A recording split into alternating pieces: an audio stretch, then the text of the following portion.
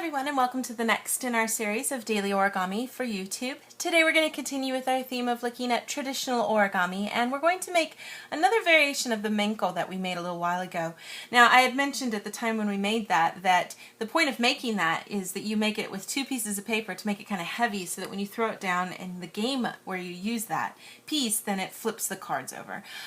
This particular version, I'm going to show you guys, the end result looks almost exactly the same, but you use only one piece of paper.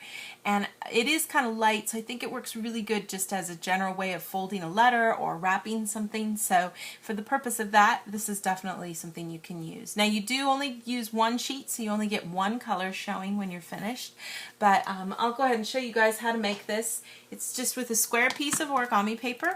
So I'm going to be using 15 by 15 centimeters. I'll let you guys know how big it is when we're done.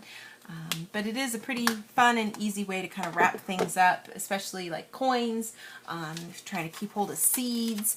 If you want to give somebody some little present, you can kind of adjust the size. So the beginning steps are almost exactly, they're basically the same as for the pinwheel that we did recently too, so that might seem familiar.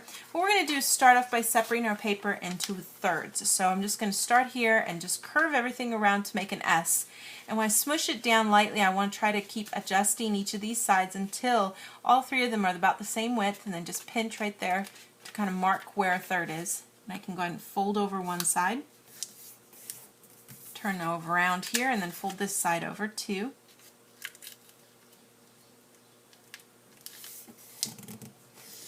Then open everything up, and we're going to fold in half diagonally both ways to give us a big triangle.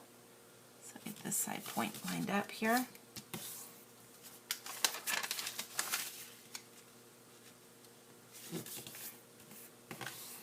Then open everything up and look at those third way lines that we had. We're going to make those horizontal.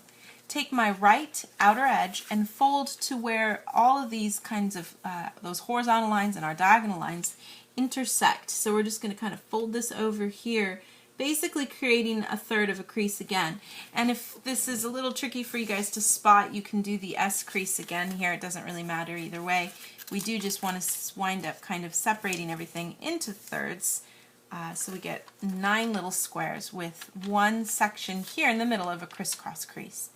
So you'll notice we have these 4 outer squares that have no crease in them at all. I'm going to add a crease by just taking the bottom part and folding it up for a second. I want to copy the crease that goes this way diagonally. So I'm just going to take that bottom edge and roll both of those layers up. And the crease is already there, so it should be pretty smooth. You can just fold it down and crease it, and it'll then copy that crease right into that square. Turn it 90 degrees and just keep doing this for the other 3 remaining squares. Just same direction, folding the bottom right edge up, adding the crease by following the crease that's already there. We'll just keep going around here. And doing this gives us what we need to help collapse everything down into like a pinwheel kind of shape once we get all 4 of these.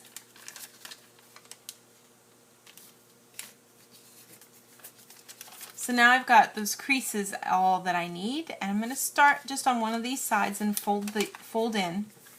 And then if I look at it like this, I'm going to push up on that diagonal crease that I have here, and then push from the right to lay it flat. And I should get one of the little points of a pinwheel.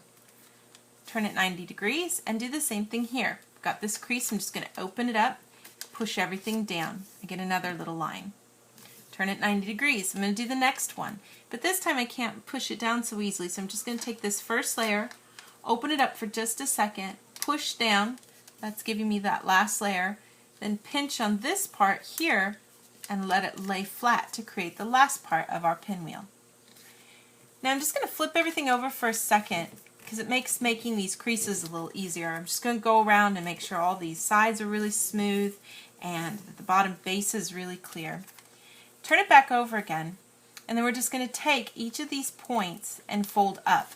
Now you're probably going to be going reversing some creases that are already there, but the fold should go pretty smoothly. We're just going to fold straight up, alternating around as we go until we get 3 of those 4 folded up.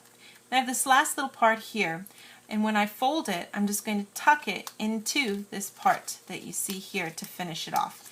And we can just kind of smooth everything in here until you get a really nice, clean, square kind of body, which is the finished Menko, or kind of a fold for a letter, or to kind of contain small things like a 500 yen would fit really nice in here, or if you wanted to adjust the sizing, you could make it a little bigger so that like a gift card would fit inside. But a nice little variation. Now, like I said, it's not heavy enough really to serve as a Menko in the game that we usually use this shape for, but as what it is, it's really cool, and it only needs one piece of paper, which is nice. The dimensions are, since it's a third, it winds up being 5 centimeters square. And you can use this, like I said, for so many fun purposes. I know it's definitely a nice and fun, easy way to fold letters. If you're passing notes in class, it's an easy way to do that. That should give you our finished project for today. Thank you so much for watching, and we'll see you next time.